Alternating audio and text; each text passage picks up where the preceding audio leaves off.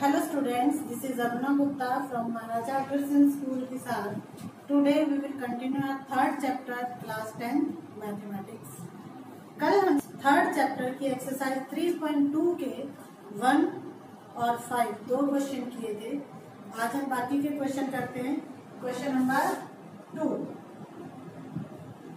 Exercise 3.2. Second question. On comparing the ratios A1 by A2,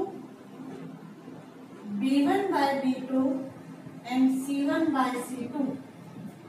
On comparing these ratios, find whether the lines representing the following pair of linear equation intersect at a point. एक बिंदु पर प्रतिच्छेद करेंगी. Parallel lines या समानांतर रेखाएं होंगी और कॉन्साइड या संपाती रेखाएं होंगी. इन रेशियोज को कंपेयर करके बताना है कि उन लाइंस का ग्राफ पैरेलल होगा, इंटरसेक्टिंग लाइंस होंगी या फिर कंसाइड लाइंस होंगी. तो हमारे पास फर्स्ट पावर पॉइंट इक्वेशन है 5x minus 4y plus 8 equal to 0 और सेकेंड है 7x plus 6y minus 9 equal to 0. अब ये करने से पहले आपको मैं रिमाइंड करवा दूं, मैंने पीछे एक टेबल बनवाई थी तुम्हें. अगर A1 by A2 is not equal to B1 by B2 हो तो क्या होता है? Intersecting lines.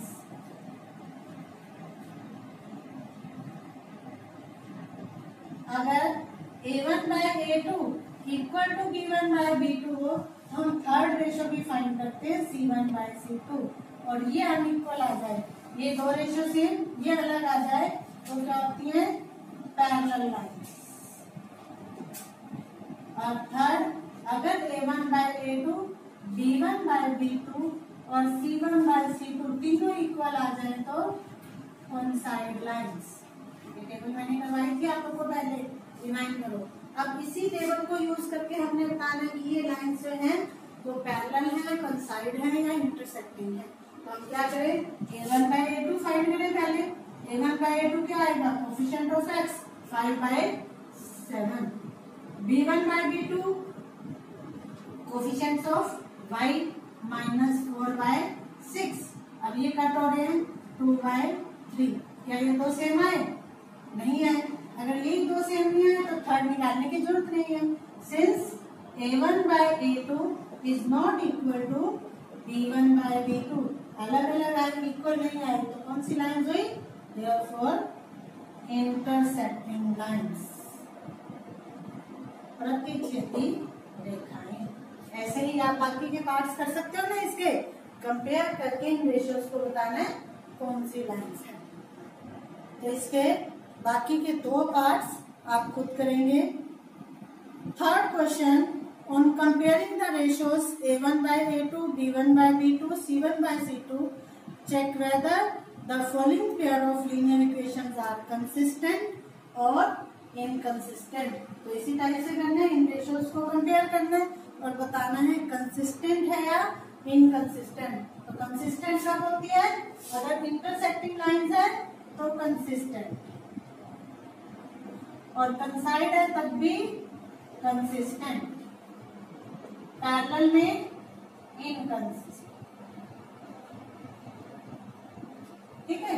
अगर हमारे पास A1 by A2 और B1 by B2 अनइक्वल आ गए तो कंसिस्टेंट, तीनों रेशियो सेम आ गई तब भी कंसिस्टेंट.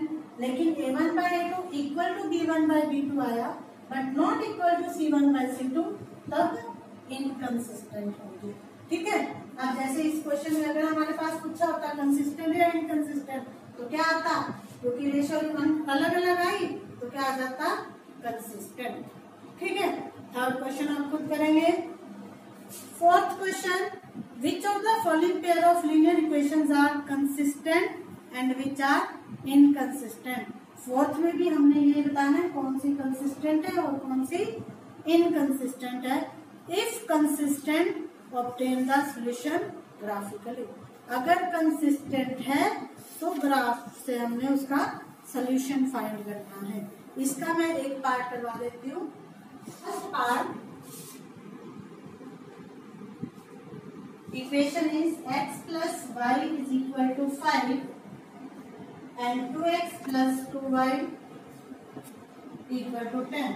तो पहले हम चेक करें कंसिस्टेंट है या नहीं। तो a1 by a2 is equal to क्या आएगा 1 by 2, b1 by b2 1 by 2, c1 by c2 5 by 10, इसको भी कट किया 1 by 2। तीनों रेशो सेम आ गई। Since a1 by a2 is equal to b1 by b2 is equal to c1 by c2, तीनों ratio same हो तो consistent या inconsistent? Consistent. Therefore these lines are consistent। अब अगर ये कंसिस्टेंट है तो हमें क्या करना है, इनका ग्राफिकली सॉल्यूशन फाइंड करना है, ग्राफ बनाना है। तो ग्राफ आपने पहले किया था ना ग्राफिकल मेथड, सेम वैसे ही फर्स्ट इक्वेशन है x plus y equal to 5, इसका ग्राफ बनाने के लिए इसमें पुट कर देते हैं x equal to 0, x 0 put किया तो 0 plus y equal to 5, y is equal to 5, फिर पुट कर देते हैं y is equal to 0, y 0 put किया तो x plus 0 equal to 5 then x is equal to 5। हमारे पास दो सोल्यूशन आ गए, x 0 पुट किया तो y 5, y 0 पुट किया तो x 5। ऐसे ही सेकेंड इक्वेशन के निकाले, सेकेंड इक्वेशन की 2x plus 2y equal to 10, इसमें x 0 पुट किया तो 2 into 0 plus 2y equal to 10 then 2y is equal to 10, y is equal to 5। ऐसे ही जब आप पुट करेंगे y इज इक्वल टू 0 तो हमारे पास x आ जाएगा 5। तो दो सोल्यूशन इसके भी सेम ही आ गए, देखो क्योंकि तीनों रेशो सेम थी, कंसाइड लाइन बनेगी। और मैंने तुम्हें बताया था कंसाइड लाइन में हमारे सोल्यूशन सेम आते हैं। सेम सोल्यूशन आ गए, अब इसका ग्राफ बनाना है, कार्टेशियन प्लेन बनाएंगे, x y x dash y dash, यहाँ 0 1 1 सेंटीमीटर पे मार्क लगाएंगे, 1 2 3 4 5, 1 2 3 4 5, -1 -2 -1 -2, x 0 y 5, x 0 y 5, y 0 x 5। ये लाइन बन गई हमारे पास x plus y equal to 5 की। और इसके सोल्यूशन क्या बने थे हमारे सेकेंड इक्वेशन में, x 0 किया तो y 5, y 0 किया तो x 5, ये सेम आ गए। तो ये लाइन हमारी इसकी भी बनेगी 2x plus 2y equal to 10, infinite solution, क्योंकि कंसाइड लाइन है और ग्राफ बनाना था हमने, ग्राफ सेम ऐसे ही आप बाकी के पार्ट करेंगे। ग्राफ कब बनाना है, अगर कंसिस्टेंट है, अगर पैरेलल लाइंस आएगी तो ग्राफ नहीं बनाओगे, वहीं छोड़ दोगे इनकंसिस्टेंट लिख के। अगर कंसिस्टेंट आती है मीन्स यूनिक सोल्यूशन आता है, इंटरसेक्टिंग लाइंस या फिर कंसाइड लाइंस आती हैं, तब हमने ग्राफ बनाना है। ठीक है, फिफ्थ क्वेश्चन हम कर चुके हैं। Sixth question, next question number 6। Given the linear equation 2x plus 3y minus z equal to 0, write another linear equation in two variables such that the geometrical representation of pair so formed is intersecting line। एक equation है हमारे पास, दूसरी equation हमने लिखनी है इस तरह कि दोनों इंटरसेक्टिंग लाइंस बन जाएं। इंटरसेक्टिंग मतलब प्रतिच्छेदी रेखाएं बन जाए। कब होती है, जब उनकी रेशो अलग अलग है, a1 by a2 और b1 by b2 अलग अलग हो। तो उसके लिए हम क्या करें, दूसरी इक्वेशन जो है इस सिर्फ x वाले टर्म को किसी भी नंबर से मल्टीप्लाई कर दो। मैंने 3 से मल्टीप्लाई कर देती हूँ, तो 3 2 6x plus 3y minus 8 equal to 0। सिर्फ x वाली टर्म को मल्टीप्लाई किया तो a1 by a2 क्या बनेगा, 2 by 6 1 by 3, b1 by b2 b/3 1/1 अलग अलग आ गए ना, तो इंटरसेक्टिंग लाइंस होगी। सेकंड पार्ट के लिए हमने इक्वेशन लिखनी है, so that the mathematical representation of pairs of formed is parallel lines. अब हमने ऐसी इक्वेशन लिखनी है कि ये वाली और इसमें जो इक्वेशन रखे दोनों पैरेलल हो जाए। पैरेलल कब होती है? जब a1/a2 और b1/b2 की रेशियो सेम हो लेकिन c1/c2 अलग हो। तो हम क्या करें, इन दो टर्म्स को मल्टीप्लाई कर देते हैं सेम नंबर से। 3 से मल्टीप्लाई करें तो 3 2 6x plus 3 3 9y minus 8 equal to 0। अब इसमें देखो a1/a2 1/3, b1/b2 1/3, c1/c2 minus 8 1/1। a1/a2 और b1/b2 सेम आ गया, c1/c2 अलग आया। थर्ड पार्ट में हमें ऐसी इक्वेशन लिखनी है कि वो कंसाइड लाइंस बन जाए। कंसाइडेड लाइंस बनने के लिए, कंसाइड के लिए तीनों रेशियो सेम होनी चाहिए। तो इन तीनों नंबर्स को, पूरी इक्वेशन को मतलब एक ही नंबर से मल्टीप्लाई कर दे। 6x plus 9y minus 24 equal to 0।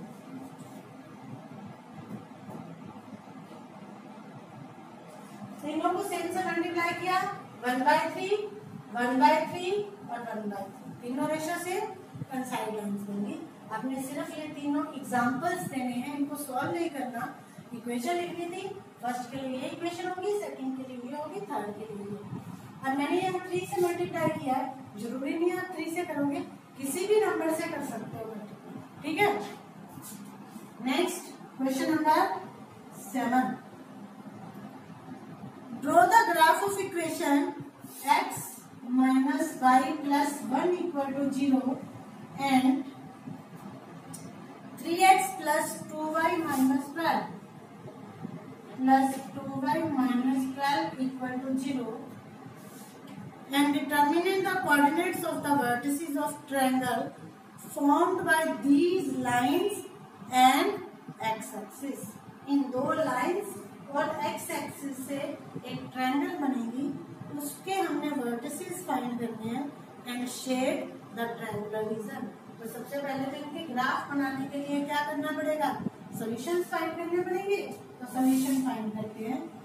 इस इक्वेशन में पहले पुट किया x equal to 0, x 0 put किया तो minus y plus 1 equal to 0, it implies y is equal to 1। y 1 आ गया, फिर पुट कर देते हैं y is equal to 0। y 0 put किया तो x minus 0 plus 1 equal to 0, तो x इज इक्वल टू -1। तो हमारे दो सॉल्यूशंस आ गए,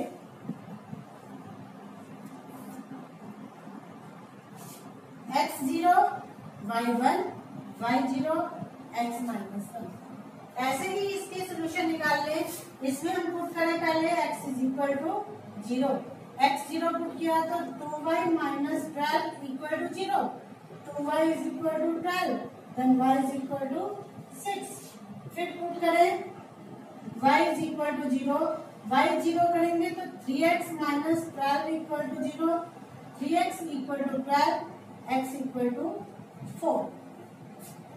दोनों इक्वेशन में हमें सॉल्यूशंस फाइंड कर लिए। अब इस इक्वेशन के हमारे सॉल्यूशंस आ गए,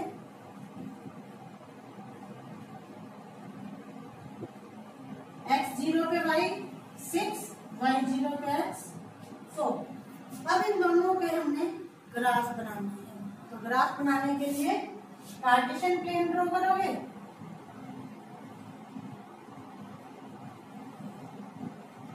x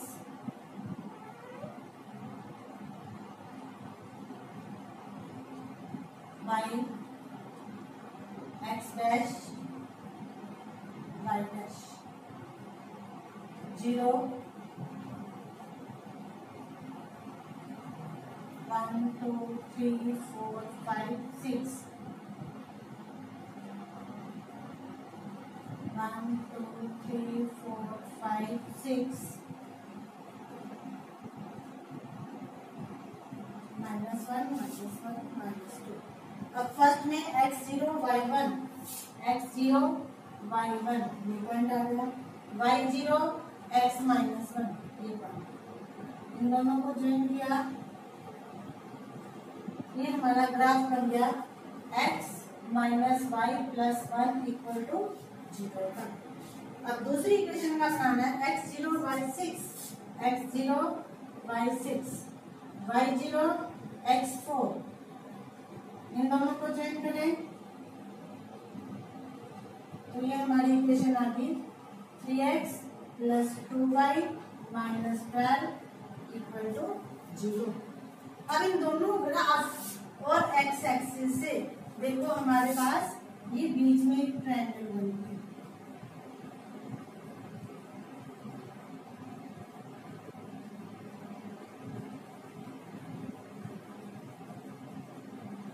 इस ट्रायंगुलर रीजन को हमें शेड करना था, शेड कर दिया मैंने, और साथ में इसके वर्टिसेस बताने हैं। तो वर्टिसेस बताने के लिए